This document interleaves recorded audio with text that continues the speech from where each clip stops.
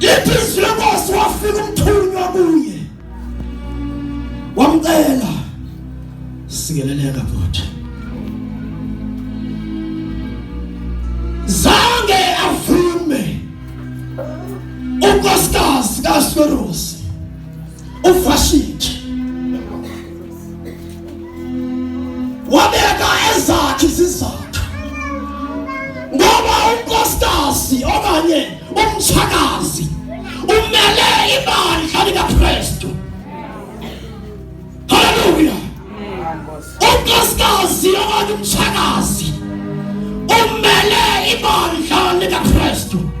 Kunendlela kumele ibandla likaKristu lihambe ngayo phambi kwamoya oyingcwele naphambi kwabantu bokuhlala. Kunelibheko nembeko nomonde nothando olulindelekileyo emntwaneni kaKristu, ebandleni likaYesu. Ngoba umntwana kaKristu uzamkela uYesu, amkela igift yothando. Uma behlelwe babili nabathathu sebelibandla.